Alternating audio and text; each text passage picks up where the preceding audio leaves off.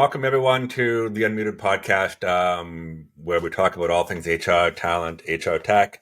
So I'm Jeff Waldman, founder of Scale HR, based in Toronto, and I'm also the host of this podcast. And so, for those of you who don't know, we just relaunched this podcast back after a little bit of a break this past year. I think, needless to say, it's been a little crazy over the last, 3 or 4 years. And so, but we are back, and I have some awesome guests coming up, and the guests are all HR talent practitioners, leaders, HR tech expert, business leaders, and so on. And so, but I do sort of pay homage to my Canadian folks. So most of our guests are Canadian, and so sorry for those, that are based in the US. You're going to have to suffer with our Canadian content. So. Anyway, I just wanted to talk about this episode, which is a pretty good one, actually. It's about helping your business and your employees recover after a layoff. And so, it's a really important topic. I'm going to bring in our guest shortly, Amy Davies. But I just want to make just a couple of points first on this topic, and it's a really important one. So, layoffs have been happening nonstop for the last couple of years, but it's a really interesting time because, according to some research, the Canadian tech population has actually grown, by 150,000 since 2020. So that's, about 15.7% growth. And then in the US, it's about 11.4%. So, the industry is growing like crazy, yet we're still going through lots of layoffs and right sizing, downsizing, restructuring, and so on. And so, we have more vacant jobs today than we did pre-pandemic. Yet we're still going through, massive layoffs, and they're still happening. And I think that might be due to a couple of things, and then we'll speak to Amy about this, but really around, our business climate, which is, economics. So the first time that we're actually seeing inflation, rising interest rates, record levels of debt, private debt, and soaring cost of living. And so, and we haven't dealt with this for the last, 30 years, 20, 30 years. And so, regardless of all this weirdness going on in our market, laying people off is just never easy. It really isn't, easy. And it doesn't matter if it's one person, 10 people, 1,000 people. It's never easy, and it's really hard work. And so today's guest, Amy Davies, is an expert in all of these things when it comes to a layoff, outsourcing, restructuring, and so on. So I just want to bring in Amy, who is a fantastic, business owner based in Canada in the Toronto area. And so, Amy, welcome to the podcast. Hi, Jeff. Thank you for inviting me to join you today. You want me to talk? Well, go ahead. Go ahead. And sorry, my son is just, motioning over there. That's fine. You know what? We've known each other for a couple of years now, obviously through First 30. And so just give us a bit of an overview of what First 30 is, why you started this business, and then, that sort of area. Yeah, so I launched First 30 the day that I met you, the program at the HRPA conference in 2020. What a great time to launch a business, right? And you were so awesome when we met. And I remember the first thing you said to me was, Amy, how can I help you? This is fantastic. I want to help. What can I do? Which was such a joy to have someone say that to me, especially someone as established as you. And I always remember that. So we launched as an outplacement business. So I wrote a book called A Spark in the Dark, and it's all about having a successful career in what I refer to as a reorg world. That's one where we're constantly losing and changing our jobs. And you talked about the fact that the tech industry is growing, yet we're seeing so many layoffs too, right? So we should think of it more as shuffling rather than necessarily downsizing as an industry, which is something I think that both HR leaders and professionals, because everyone who listens to your podcast, they're not just an HR leader, they're also a human being with a career and a job, right? So if you find yourself in a position where you do get laid off, that's actually what inspired me to write the book, to start the business, is that like HR, I was in a department that was a cost center, and you get laid off a lot when that happens. Or you're more likely to anyway, right? So I wrote that book. I was in outplacement previously, and I thought, I think I can do this, but I can do it just a little bit better and maybe a little bit more in a way that's more progressive, and a way that allows people to access outplacement in the comfort of their own home, whether it's meeting with me one-to-one or logging on to our career transition portal. So that's our outplacement. And of course, we're first 30, so everyone thought we were an onboarding company. So then we became one. And so we help our clients build a kind of a scalable, repeatable, and engaging employee onboarding program as well.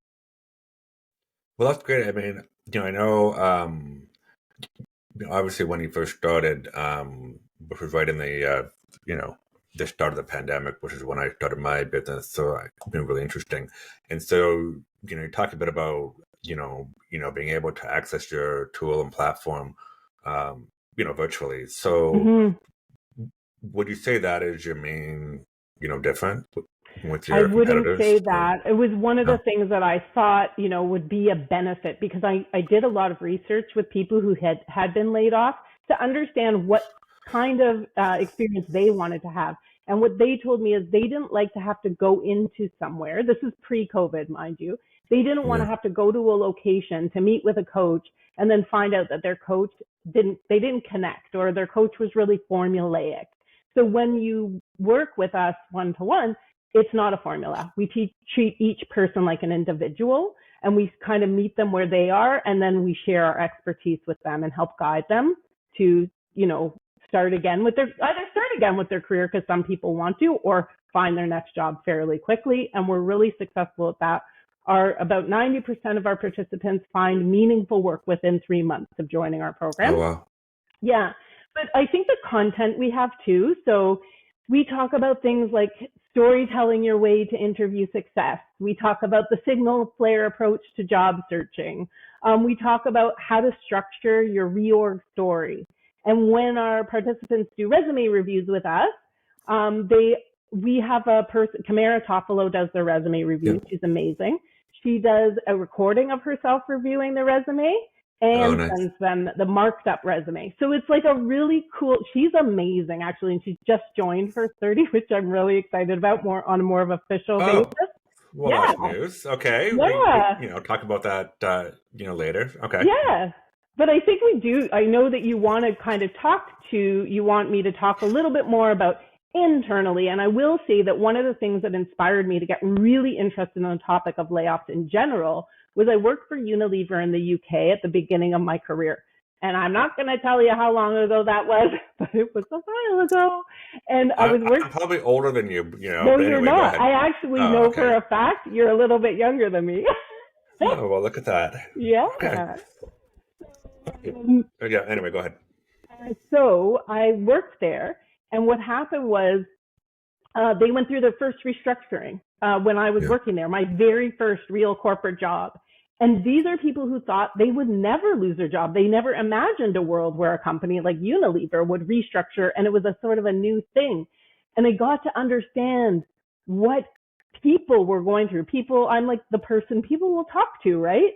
And so I got a very good understanding of what was going on with them psychologically, their fears, and what you'll notice is, and what I want to talk about today is, it takes a long time for employees to recover from a layoff, even if their role hasn't been affected. And I think that they are kind of the forgotten ones in all of this restructuring, yet they're the ones that are left behind to help the company thrive.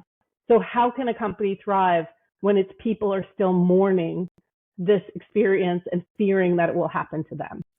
And that's a great point. So I run an event called Social HR Camp, obviously, as you know, and I did one in Vancouver where we actually focused on this sort of topic area, and this came up a lot about, how do you support the employees that are still Yeah. there? So they put it as uh, survivors, right? And so you've sort of gone through the sort of horribly, traumatic experience, obviously with the market being tough, tough economic times, Yeah. and obviously having work is extremely vital. And so people, even if they've gone through the actual layoff and stayed with the company or stuck around, it's difficult for them. So that sort of segues into my first question for you, actually, Yeah. second question, which is why? I've been in HR for over 20 years, and so I, I've gone through layoff, several times. Hmm. But in your perspective, from your vantage point, why are layoffs so difficult for the organization and their employees? Okay. It's a big, big question.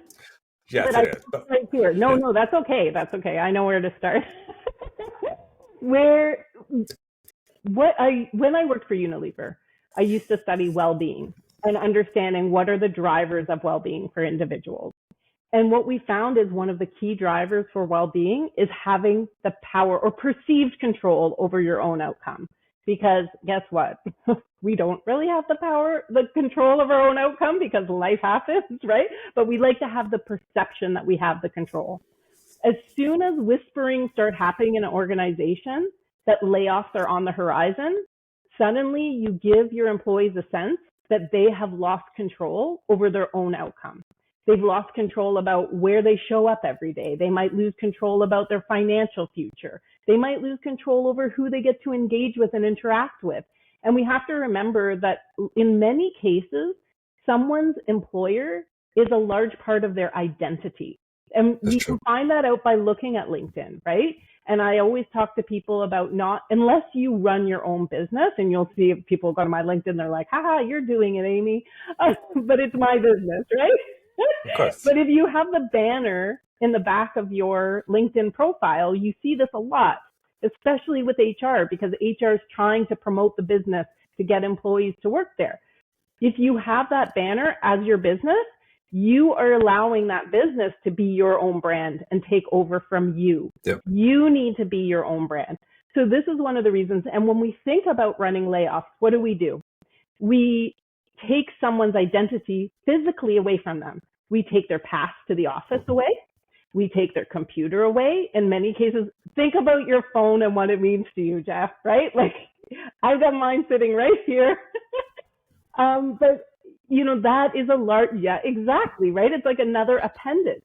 We're cutting that off. And so one of the things that I recommend to businesses, and I know we want to talk about recovering from a layoff, but Yeah. recovering from a layoff, has a lot of what it has to do with is how you run that layoff. So I always recommend, and it's interesting we're talking about the phone and it being an appendage. A lot of companies, and some have to, so I can't say this will work for every company. They'll take what I refer to as the amputation approach to layoffs. And what I recommend when possible is the working notice approach to layoffs. And we can talk about in a minute. It looks like you might want to say something. Yeah, But you recently published a guide, on how to run compassionate layoffs, and then by the way, we'll actually publish the guide link in the bottom there. So you talk about two different options, and so you just mentioned one of them, which was amputation, versus soft gloves. So these are terms that I've never heard of, before. It like obviously in this context. And of course, I actually read the guide, so I'm not going to tell everyone what those mean because I want you to tell us. So, obviously, just going back to the point about being difficult, you're absolutely right. There are so many things that go on in a layoff situation, pre, during, and post, and we, underestimate what this does to people and their mind and their psyche, and not only people leaving the organization, but people that are staying, and also the general public. So Mhm. job prospects, customers, vendors, suppliers. It goes on, and we are very, very short-sighted. I mean, I know of a company that just went through 3 rounds of layoffs in the last year. Can you imagine? 3 rounds. So you've got people that have gone through all 3 rounds, and this organization is actually hanging by a thread right now. They're down to 65 people. They were at about 300 now, but 65 people.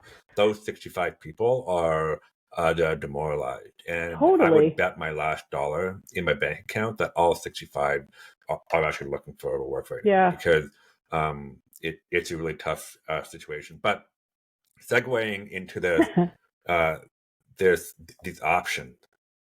What are these options?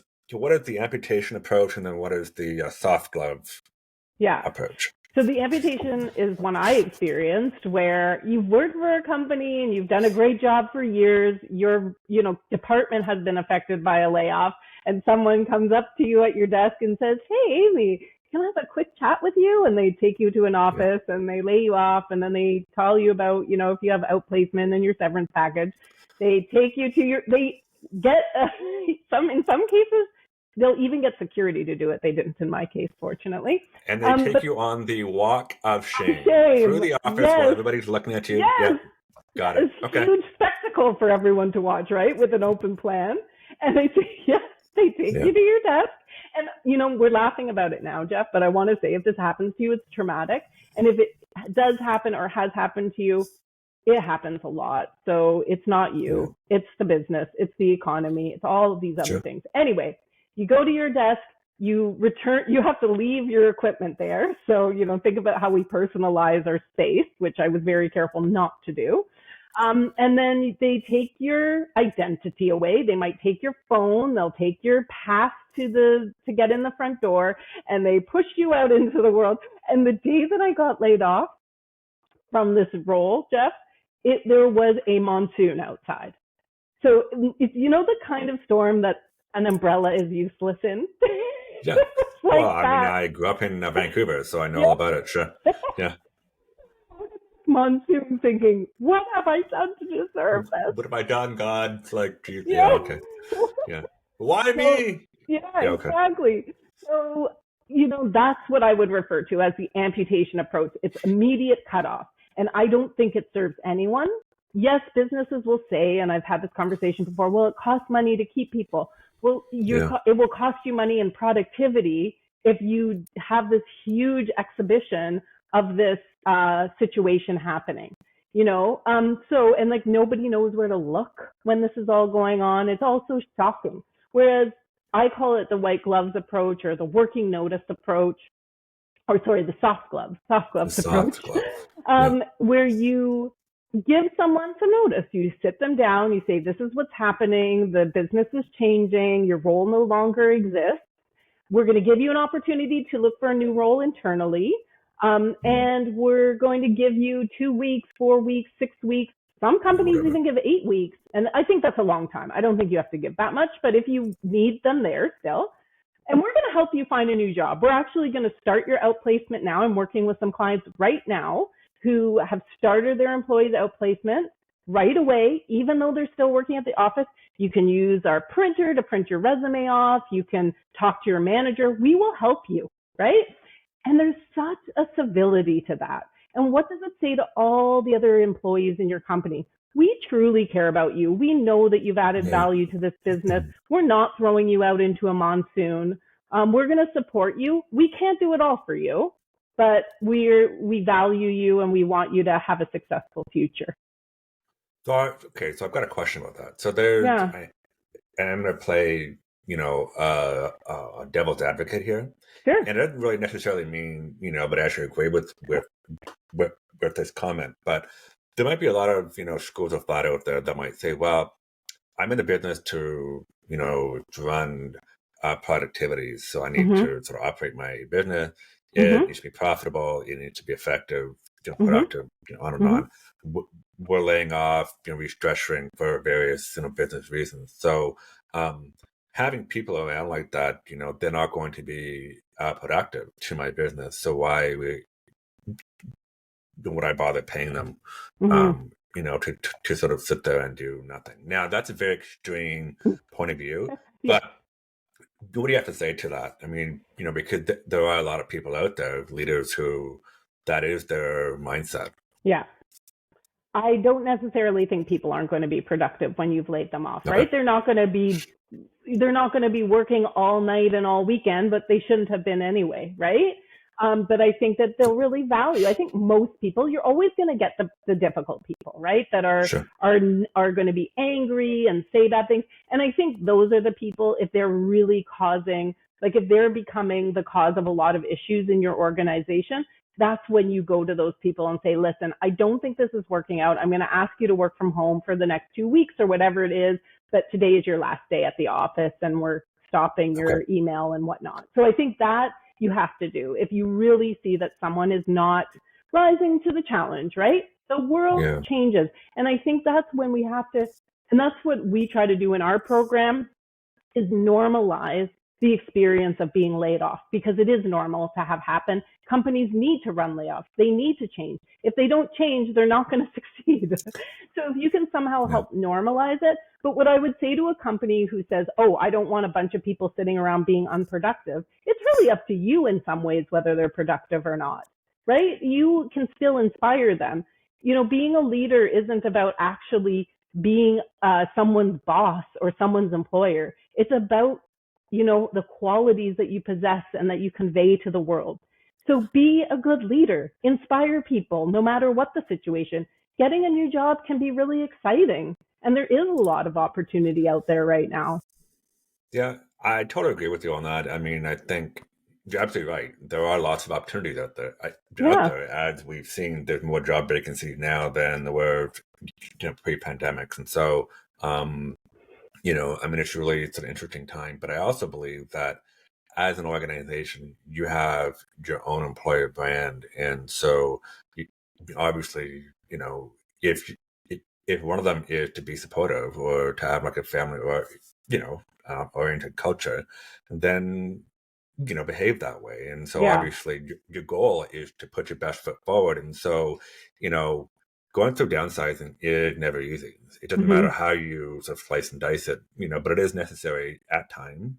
And so what you want to do is hope that those people, that are being laid off will actually see, look, I don't like this. It's not fair. I'm angry, but I sincerely appreciate, the approach that my employer is taking. It's one that is of, genuine care, interest, worry, and so forth. And so in a horrible situation, this is the best outcome I could ask for. Therefore, I'm going to put my best foot forward. Now, that doesn't always happen, but, because people are people. And to, your point earlier, if you've got those that are not on board with that kind of approach, then you can always, sort of have them leave, earlier. So my next question is about the virtual nature of, So you talked a bit about, obviously, like the old school, well, I call it old school, where you get called into the meeting room and you get laid off, and you're doing, the walk of shame down the hallway to your desk. Now, there are a lot of companies that are in the tech industry, for example, that are fully virtual. So does all of what you just talked about still apply if you're, fully remote, working from home, working from a co-working space, or what have you? It's actually not about being in the same. I mean, there is elements that make it worse in the same physical space. It's not about being in the physical space. Don't think for a second that your employees that are in the organization and staying are not going to be constantly in communication with your employees that are being let go, whether they've got a virtual relationship with them or an in-person relationship with them. It's about the culture you want to try to create within your company. It's about opening up Indeed and Glassdoor and looking at your reviews, right? It's also about the right thing to do. So I don't want to make it sound like it's not. And it's also about shareholders, right? We can't forget about our shareholders for publicly traded companies. We have an obligation to them.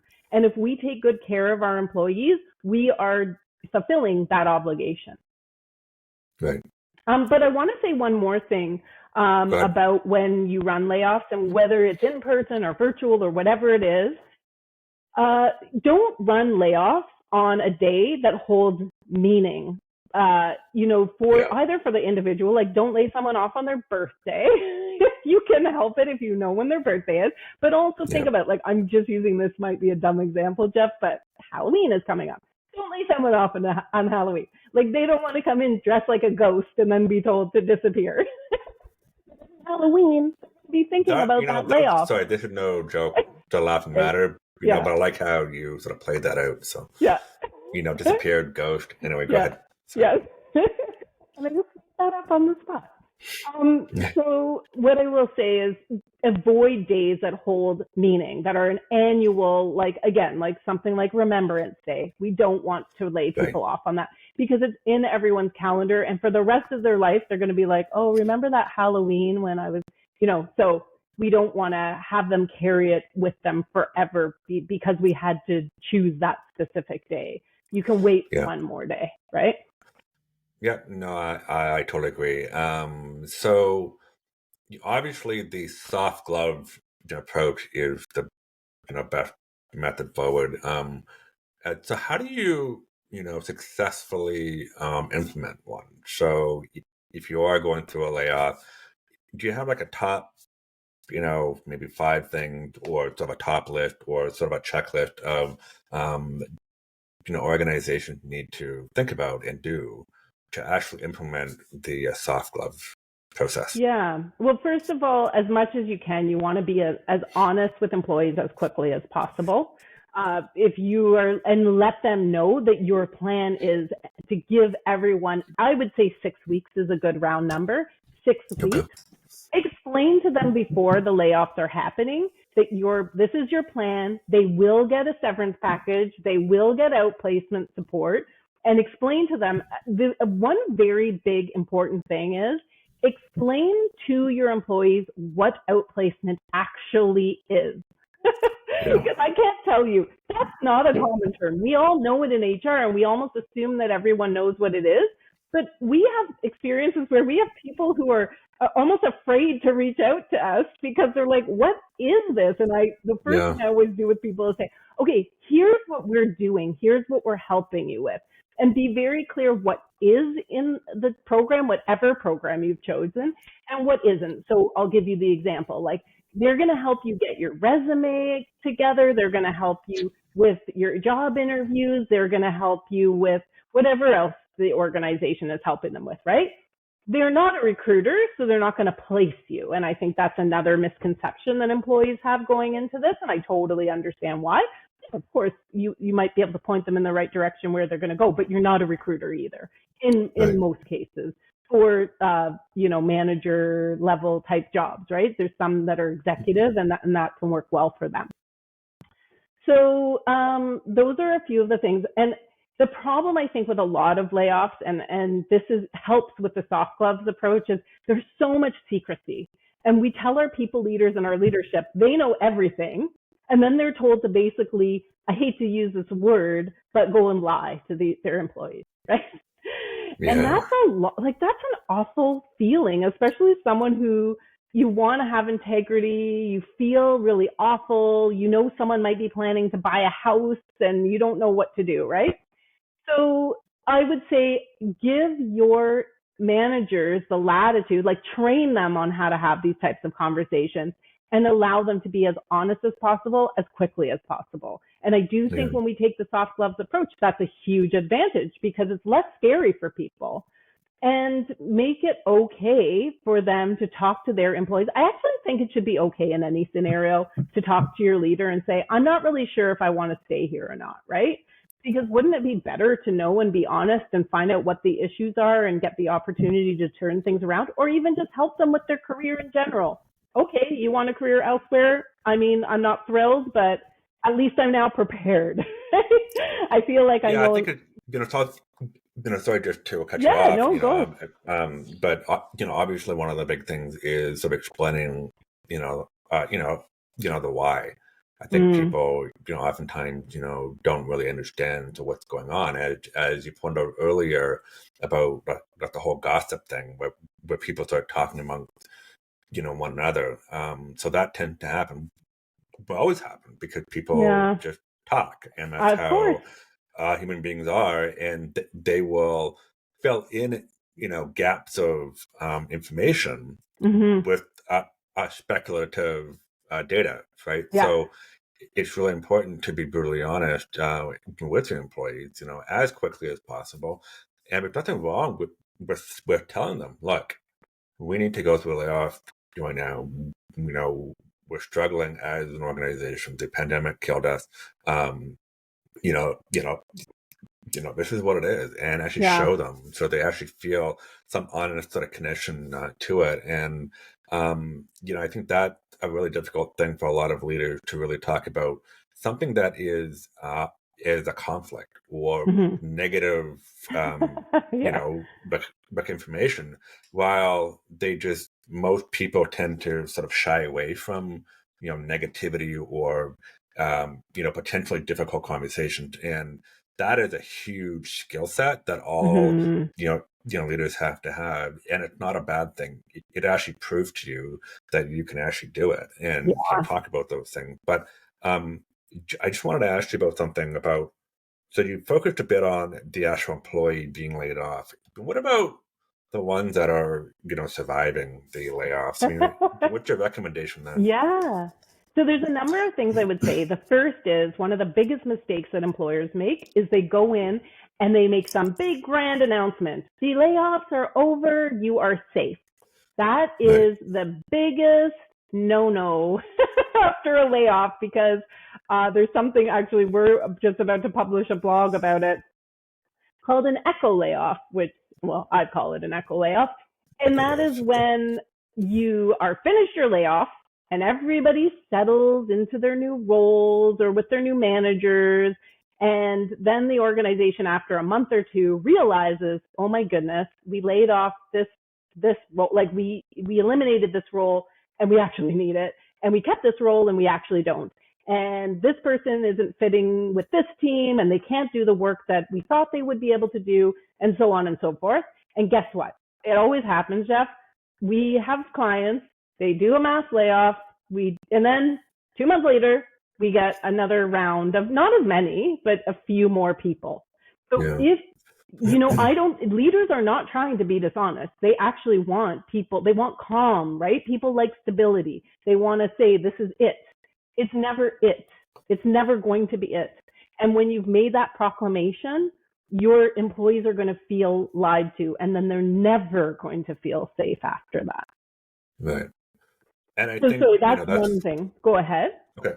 Go ahead. Go ahead. Oh Sorry. no, I was going to say that, there's other things we can do. We can give our organization, to the extent that we can, an explanation. Like, what is the why? People are always looking for the answers, right? Yeah. So that they can understand what is the professional rationale for doing it. It wasn't just to get rid of people that they didn't like or something like that. So that's an important one. And then, have a communication strategy pre-planned. You knew this was going to happen. You know where we're going to end up. And then have the communication strategy, but also share the company strategy. What are we going to do now to succeed as we've restructured? Maybe you've not downsized. Maybe things have just changed, and that's okay too. I hate to say this, but I think with the introduction of AI I'm predicting that in the next 6 months, and I'm sure a lot of other people are too that are smarter than me, that we're going to see a ton of call center layoffs, right? And that isn't necessarily a company downsizing, so to speak. It's that AI can now do certain aspects of the job. We might argue not as effectively, but it's going to happen, I think. Of course. I shouldn't make predictions on podcasts, should I, Jeff? It's not a good idea. But I'm going to get in trouble I when it totally doesn't agree with happen. you on that point. I mean, that sort of segue into different area. I had a sort of heated conversation with my brother-in-law about a month ago about technology and sort of taking over a job. And I go, Yeah, but yes, that is happening. But what happens is that we actually evolve, right? So, right.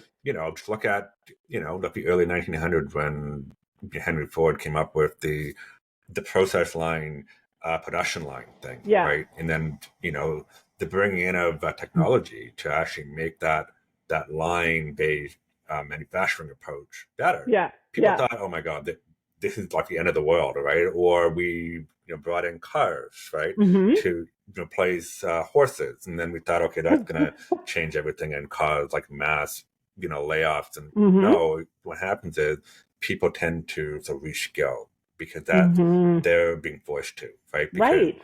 older industries or older ways of doing things are now phasing out. And I told him that while there is going to be some unrest, which is what we're seeing now, because Mm-hmm. obviously seeing mass layoffs happening, yet we're hiring like crazy. So that's probably a multifaceted, complex problem, which is driven by the fact that things are changing from a sort Of of course. work skills point Yeah. of view. Also, to your point earlier, where you mentioned where some companies go through layoffs, but they go through it too quickly. They don't really truly think about what they need and don't need. And Mm-hmm. finally, just about your sort of talking about your future strategy, I'm going to say this really candidly, you better effing have one, because Yes. why would you do a layoff if you Mm-hmm. don't know what your sort of near future goals are? Yeah. Like, why would we even do it in the Yeah. first place? Yeah. If you're laying people off because you're shutting down a business line and you're going into a new market and what have you, Yeah. that needs to be the driving force, Yeah. right? If you're just doing it, because you don't really know, that's a huge red flag and a problem for me. Yeah. So anyway, I just wanted to just mention that, but Well, yeah, and those are all such great points. I do think companies are they're not the best at actually thinking through having a really clear strategy to present and communicate following a layoff to A, justify it, and B, get people excited about the future of the business and their role in making that happen. So the other thing I wanted to discuss is avoid making other really, as much as we're talking about present the strategy, avoid making any other really big changes right at the same time you run these layoffs. And I know that a lot of us are working remotely now and on hybrid working, so this might not be the best example, but don't go from closed office space to open office space at the same time. Don't change office locations. Don't make a huge, well, you're going to probably sometimes layoffs happen because of a merger and acquisition. But if you have news about an acquisition coming, maybe if you don't need to communicate it right away, maybe wait a few weeks just to let people feel like people don't like to have the power of their own outcome taken away, or the perception of that. They also do, most of us, maybe not us, Jeff, as entrepreneurs, we're okay with this, but most people like stability, right? Yeah, right. And we want to make them feel as stable as we possibly can once all of this has happened, because it's traumatic. Layoffs are traumatic. They're traumatic to everyone. They're traumatic to HR because they have to run them. They're traumatic to the employees who leave because now they have to figure out their life. They're traumatic to the people who are left behind. And I don't think we can underestimate that. And it's not a problem, by the way, that's going to go away overnight. Because you know what leaders do? They want to move forward, right? So they're like, okay, everybody, let's get going. Let's move forward. And you lose more people that way than being empathetic and understanding that, okay, we're going to help you through this. We know this was a really difficult time. Talk to us. And, maybe bring it up every so often. Encourage people to stay in touch with the people who've been laid off. I remember I was so young when I was going through my first layoff. People left the organization. This is going to sound so stupid, but I'm like, are they going to be angry if I talk to those people who have left? How dumb was that? But you don't know. And there's a lot of young people in the workforce right now who would feel weird. So tell them you can go help your friends who are your colleagues find work. Make sure they're okay. Call them up, right? Yeah. No, I think you touched on some very good points. Obviously, when it comes to change management, I mean, it's sort of a look. There are different models for change management, but at the Yeah. crux of it all is, it's about the volume of change, but also the pace of change. Yeah. People naturally hate change. Yes, They of don't course. like it. I Yeah. mean, we're in a different spot. We're both business owners, and if we don't change and pivot on a dime, then we're going to fall apart and die, right? Yeah. But for most of the population out there that that are working in a job, change is terrifying, because they don't have any control, Yeah. potentially on its outcome. So And the change wounds management, last, definitely. yeah, they last a long time. I run another business called Voicer, and Yes. we run what are called retention interventions, and we do employee engagement surveys, but we'll also personally go in and run focus groups with employees to understand how they're feeling. And I can tell you, Jeff, the amount of times that I hear about we went through like, but it could have been months, years. They're still talking. It's still on their mind, and that Yeah. just goes. It's like a mourning process. Then unless you give people the opportunity to close that loop in their mind, it just keeps going and repeating without that answer that they need. So that's something I think is worth sharing, because we think people are smiling and they're getting on with it because they think they have to and they're afraid about their own outcome. But what is Yeah. going on their face is not necessarily what's going on in their heart and in their mind. And that is going to affect their well-being, which we should care about, but also from a company standpoint, it's going to be affecting the quality of their work and their productivity. And I would even add to that, it's even more important nowadays because people are actually working from home, or they're Mm-hmm. working virtually. So you Mm-hmm. you no longer have that ability just to walk down the hallway and just to look people right in the eye, go for a sort of ad hoc coffee, Yeah. water cooler talk. All of that is gone, and so you Yes. don't have that same type of face to face contact anymore. And so it's even more important, right? I just want to just so we'll get into the end of this. So I just want to ask you a question about so we talk about outplacement. So outplacement, to me is obviously it's been around forever. Mm-hmm. I I think it would be safe to say that the industry itself hasn't really changed much in the last 45, 50 years. It's still a Yeah. very old school approach. You've kind of sort of taken it and kind of just sort of punched it around a few times and changed it. But you talked about something really interesting, which is bringing the outplacement process earlier instead of Yeah. waiting till that dreadful layoff meeting, and then all of a sudden, oh, here's Joe Schmo over here, like dressed in the old school suit. So he or she is going to be your outplacement coach or what have you. Um, when do you recommend organization to involve outplacement? Mm. How soon in the process, and then why? Yeah, so I personally think that you should offer outplacement right away, because if it's a company like for first 30, I'll say that we are trying to normalize the experience of the layoff right away. Our first session is me talking about being laid off, and that's why I designed the program. The Yeah. second, for us anyway, and hopefully other outplacements do something like this too, I have a clinical psychologist who comes in, Dr. Mary Lynn, and she talks about what you might be going through emotionally and helping you recover from that. Then we talk about crafting your reorg story. So we're trying, and that there's no shame in being laid off. So we're trying to destigmatize it. So what do we want as employers when people get laid off? Well, we want them to move forward as quickly as possible because we want to see them succeed. But if they don't make any gains quickly, guess what they're going to be doing? They're going to be emailing HR. They're going to be and everybody, if they feel like they need to, they should contact a lawyer. I'm not saying they shouldn't, and companies should encourage them to do with that if that's how they feel, what they feel they need to do. Of course, in our program, we don't do that, but Right. what we want them to do is move forward with their life as quickly as possible. So companies who are holding back the severance package, like holding back outplacement until a severance package is signed off on, they're making a big mistake. Because Yeah. if you have a great outplacement program like ours, we're going to be getting people moving forward, thinking about their future, not stagnating or looking backwards. And so that is a bit of a sort of a win-win Yeah. situation, but it's also a different way of actually thinking. And I know that a lot of HR leaders and practitioners may struggle with that. But having said that, I think it's important that we have sort of every single possible tool in Mm-hmm. the toolkit, so to speak, to make sure that these types of really, traumatic exercises are done properly and Mm-hmm. with the potential for the best outcome.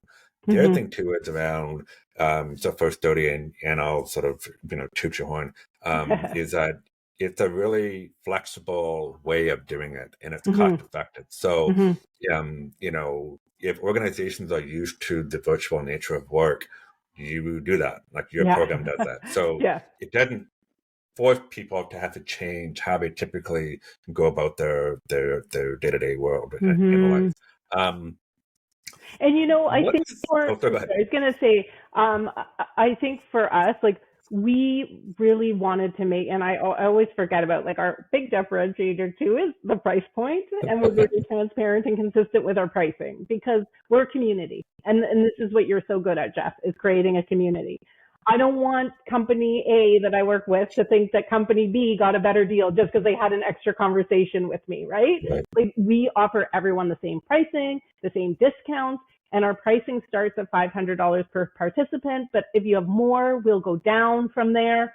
And it's everybody gets the exact same pricing. But so I think that's important to note and we also aim to companies who are laying off people in cost centers, middlemen. We can do executive. We have an executive program. Executives meet with me personally. But that's not necessarily where our target is either. So yeah, I always forget that that's a point of. That's Everyone says that's don't so tell the important. price, but I want to make it You know, accessible. of course. And so back in the old days, when I Yeah, first started my career, this yeah. outplacement service was really only offered to a senior executive. Mhm. And, the price point was, 5 digit. It Yeah, wasn't four and it wasn't yeah, three, it was five, yeah, right? yeah. And so that's why, what you're doing is you're offering this platform and service to, the masses and people that Right. are, highly talented, but may not, be at the sort of senior level, at senior executive level, Yeah, all have family, they got mortgages to pay, yeah. cars to pay for, on and on and on. So they're just as important, and it's now actually accessible For to those sure. people. And we're trying to Um, democratize it. And the other nice thing is they can do it with once we've had someone get laid off and so did their wife, right? And so they used it together, which and is that's a really totally cool point fine. too. So Yeah. that's definitely a positive point. So, what is one thing that if the viewers can take away anything that they heard today, what is that one thing that you would want them to walk away with? The one thing I think would be how to make the case for taking that working notice approach to layoff. Okay. And what I'm taking away, Jeff, because you made me think maybe it's because they can't convince leadership it's a good idea. And I think it's a responsibility of companies like First 30 to help HR leaders make that case to their organization. So you've got me thinking about a project of either writing a blog or putting together a slide deck for HR leaders to use to take to leadership to say, this is an approach that actually works. And here are the benefits of taking this approach. Because the more companies that do it, the more that we'll see the benefit of it and will become normalized. I think part of the reason it's not done is because, like you said, it's not normalized in the industry. But that is the one big thing. That's the most human approach we can take. And I think it's the one that will help our company recover as quickly as possible. So it's a win for everyone involved. And if you want help with that project, I'll get Yay. involved Okay. before. Obviously, I've been in that seat before. Yeah. Being uh, HR leaders going through downsizing. But Amy, I just want to thank you for being here today. And so we're going to share all of the links to all of the guides and the websites and so on. But I just want to let people know this is the Unmuted podcast. It's a relaunch podcast that we just brought back with HR leaders, talent leaders, practitioners, HR tech, thought leaders, and so on, entrepreneurs, and so forth. Where we talk about HR talent, HR tech. We drop new episodes every Thursday morning. And you can find all of our episodes on our YouTube channel. I'll post a link below, as well as on our website as well. So go scalehr.com. And, obviously we want as many comments and feedback as possible. So, please drop comments in the YouTube clips.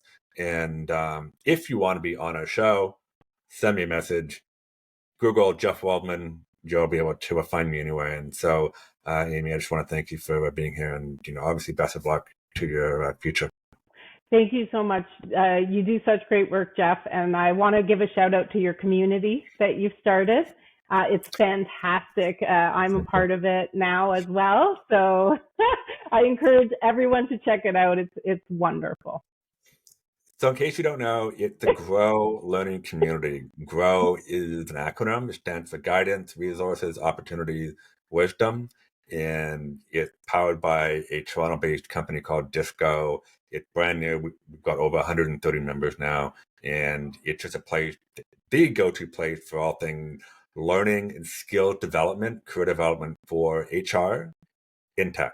So it's very, very sort of hyper niche. And then if you want to be a part of it, please join. It's GoScale. No, sorry. You know what? I'll post it below. Yeah. scalehr.disco.co. Join, ping me, and we'll talk about it. So thanks a lot, Amy. Thank you.